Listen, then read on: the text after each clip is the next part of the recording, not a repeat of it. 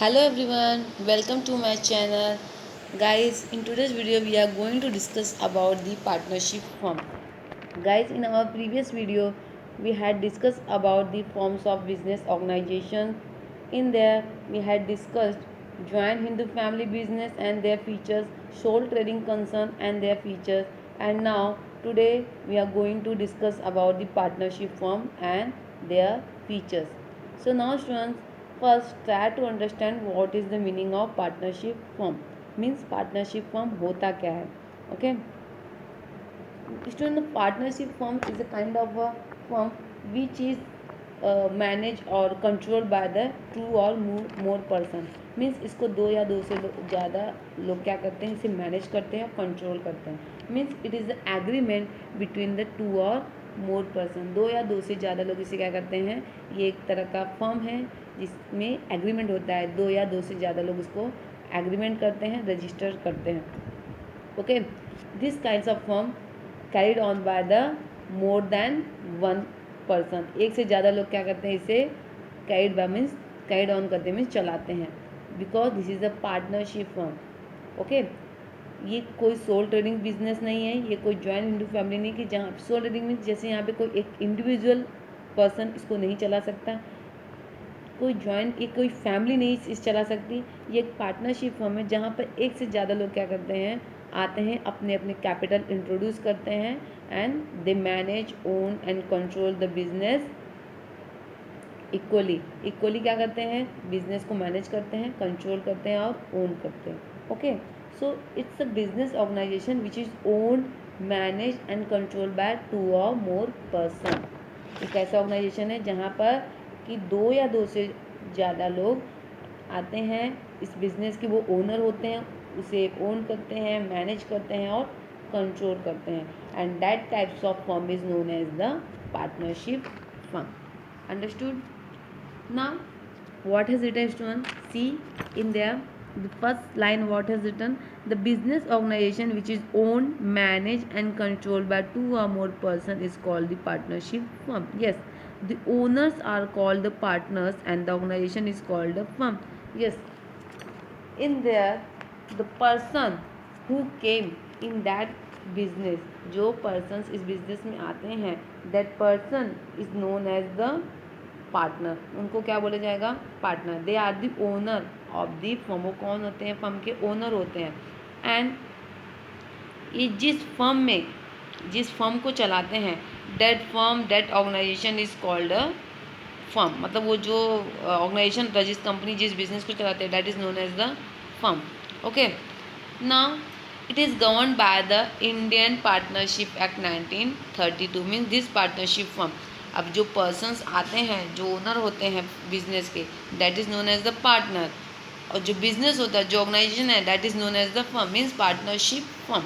Okay, and this partnership firm is govern by the Indian partnership act 1932.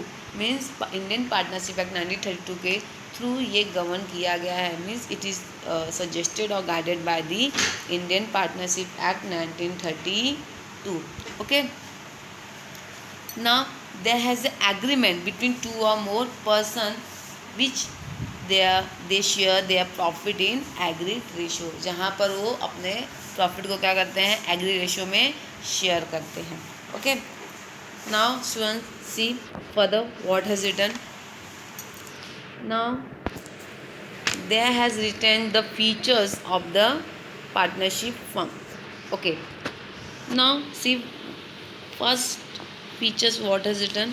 The business is started by an agreement between two or more person. Okay, what has written? There has written the it's agreement between the two or more person. ये एक agreement है किसके बीच में, दो या दो से ज़्यादा लोग के बीच में एक एग्रीमेंट होता है जहाँ पर वो आके बिजनेस को कैरिड ऑन करते हैं. So first we will talk about the formation.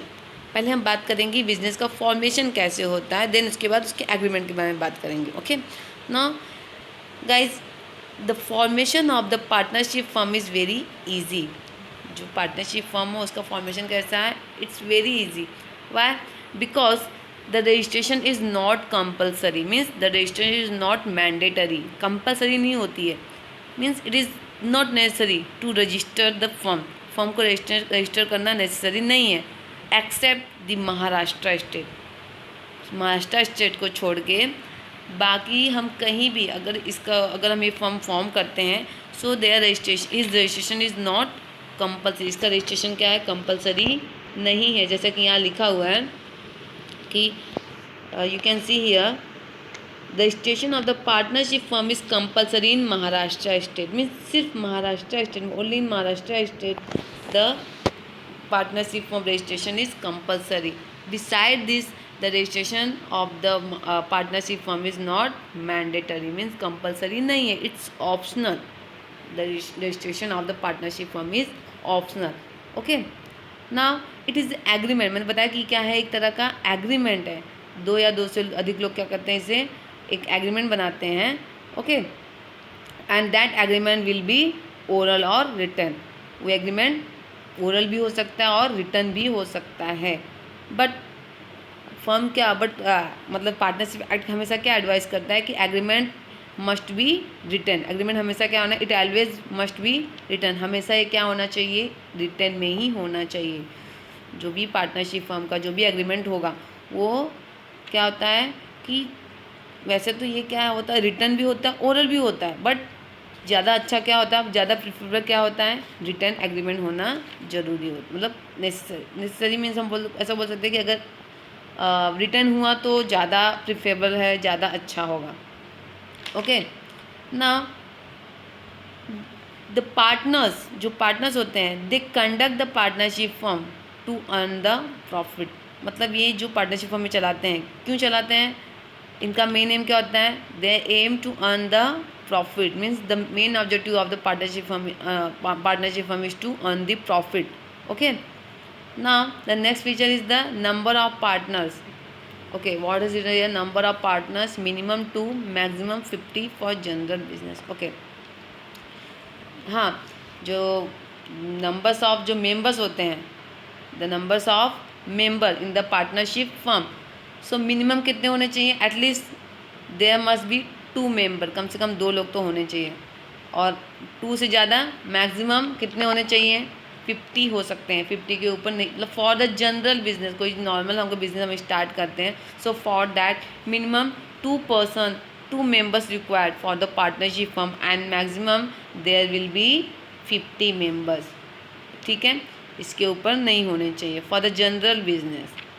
Okay, now third feature is the liability of the partner is unlimited and it is joint and several. Yes, this is a very important point.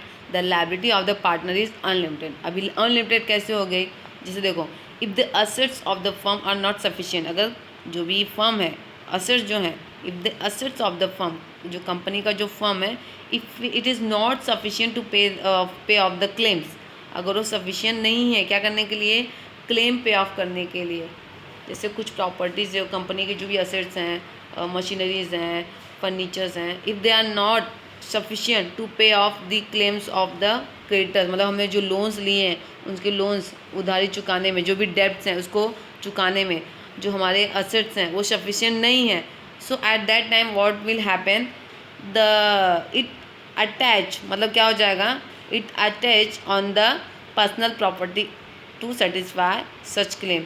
तो किसके ऊपर attach हो जाएगा, जो भी partners है ना, it attach on their means partner, ये कहाँ पे हो जाएगा, जो भी पार्टनर्स हैं उनकी जो पर्सनल प्रॉपर्टी है उस पर अटैच हो जाएगा टू सेटिस्फाई करने के लिए क्या, ऐसे डेब्ट और क्लेम को। मतलब जो भी हमने डेब्ट लिए हैं, जो भी लोन है उसको अगर हमने ले लिए हैं और हमारी जो इनकम है पार्टनरशिप फर्म की, जो भी जितने भी पार्टनर हैं उनकी इनकम अगर सफिशिएंट नहीं है to pay of that claim, उनका डेट पे करने के लिए सफिशिएंट नहीं है, तो फिर क्या होगा, तो वो जो जितने भी पार्टनर्स रहेंगे उनकी जो पर्सनल प्रॉपर्टी रहेगी उनको यूज़ करके, उनको क्लेम करके पूरा उनका डेट क्या किया जाएगा, चुकाया जाएगा। ओके, मीन्स ये अनलिमिटेड, इनकी लायबिलिटी क्या होती है, अनलिमिटेड।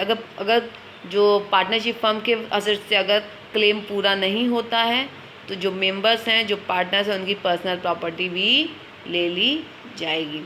ओके, ना next what is written, it is joint and several. अब ये ज्वाइंट भी होता है और सेवरल भी होता है। ज्वाइंट कैसे होता है कि मतलब जॉइंट लायबिलिटी क्या इंडिकेट करती है कि ईच और every partner they are jointly liable.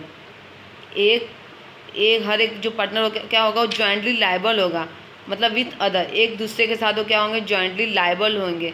जैसे कि अगर जो भी नुकसान, जो भी कंपनी में जो भी लोन है, वो अगर किसी एक पार्टनर ने किया है, किसी एक पार्टनर ने किया है, तो बाकी जो पार्टनर्स रहेंगे वो भी लायबल होंगे उसके डेब्ट को क्लियर करने के लिए, उसके डेब्ट को फुलफिल करने के लिए, क्लियर करने के लिए वो भी लायबल होंगे। Means it indicate the each and every partner is jointly liable. हर एक पार्टनर क्या होगा, जॉइंटली लायबल होएगा with other partner for the डेब्ट। डेब्ट को चुकाने के लिए हर एक पार्टनर क्या होगा, अपने दूसरे पार्टनर के साथ जॉइंटली लायबल होगा, मतलब उसको वो डेब्ट भरना पड़ेगा, चाहे वो जो लॉस हो वो उसने खुद ने किया हो या फिर किसी और पार्टनर के थ्रू हुआ हो, पर उसको जॉइंटली वो लायबल होएगा। सपोज एग्जांपल कैसा कि स्टूडेंट्स की सपोज कंपनी ने, पार्टनरशिप फर्म ने 10 लाख रुपीज़ लोन लिए। अभी वो जो 10 लाख का लोन है वो क्या करना पड़ेगा, सपोज 5 पार्टनर है तो वो जो 10 लाख का लोन है वो 2 लाख क्या होगा, डिस्ट्रीब्यूट हो जाएगा 5 पार्टनर में। Means each partner have to satisfy the 2 lakh रुपये, मतलब 2 लाख रुपये को सेटिस्फाई करने पड़ेंगे, मतलब कंपनी को they have to give the 2 lakh rupees. उनका कितना हो गया रिस्क, 2 लाख रुपये का उनका रिस्क होगा, उनको 2 लाख रुपये उनको बैंक को देने पड़ेंगे। तो ये क्या होगा, ये जॉइंटली वो लायबल हो गया, बिकॉज ये पार्टनरशिप फर्म ने लिया था लोन 10 लाख। अभी जो उनके लोन है वो क्या हो गया, जॉइंटली उसको मिल के उन लोग क्या कर रहे हैं, उस लोन को पे कर रहे हैं। Means they are jointly liable, एक साथ मिलके उसको पे कर रहे हैं उस 10 लाख रुपये का, तो जॉइंटली हो गया। और सेवरली कैसे हो गया कि जो 10 लाख रुपये हो तो जॉइंटली पे कर ही रहे हैं उन लोग मिल के एक साथ, बट इंडिविजुअली उन लोग कितना कर रहे हैं, 2 लाख। तो इंडिविजुअली उनकी लायबिलिटी क्या हो गई, 2 लाख हुई ना, मतलब वो जॉइंटली भी क्या है, लायबल है, और इंडिविजुअली भी। सेवरल मतलब इंडिविजुअल, सेवरल मीन्स इंडिविजुअल, तो इंडिविजुअली भी वो क्या है, लायबल हो गए हैं क्या करने के लिए, to pay the debt. Okay, so several liability मतलब कैसा हो जाएगा कि it means each and every partner is individually and separately liable. हर एक इंडिविजुअल पार्टनर क्या होगा, वो खुद इंडिविजुअली और सेपरेटली क्या होगा, लायबल होएगा for the debt of the firm, मतलब कंपनी के फर्म जो डेप्ट है उसके लिए वो लायबल रहेगा, whether it incurred by himself or by the other partner. वही सेम है कि चाहे वो लॉस वो खर्चा, वो लायबिलिटी उसकी खुद की हो या फिर किसी अदर पार्टनर की हो, but he will be liable individually और jointly. Okay, now see the next point, capital is contributed by the partner. Yes, in these kinds of the business firm, the all partners have to contribute the capital. सारे partner क्या करते हैं, अपना capital contribution देते हैं। Okay, according to the ratio, जिस तरह का वो इंट्रोड्यूस करेंगे कैपिटल, उसी अकॉर्डिंग उनको इंटरेस्ट और प्रॉफिट उनको मिलेगा, अकॉर्डिंग टू देयर प्रोविज़न, उनके प्रोविज़न के हिसाब से, जो भी उनका एग्रीड प्रोविज़न रहेगा उसके बेस पे। लेकिन यहाँ पे क्या होगा, all partner have to introduce और कंट्रीब्यूट दी कैपिटल। सारे पार्टनर को क्या करना पड़ता है, कैपिटल लाना पड़ता है टू फॉर्म द बिजनेस, मतलब पार्टनरशिप फर्म को फॉर्म करने के लिए दे हैव टू इंट्रोड्यूस और contribute the capital. Okay, now next one is the do not enjoy separate legal status. अभी नेक्स्ट क्या है, the partnership firm does not enjoy the separate legal status.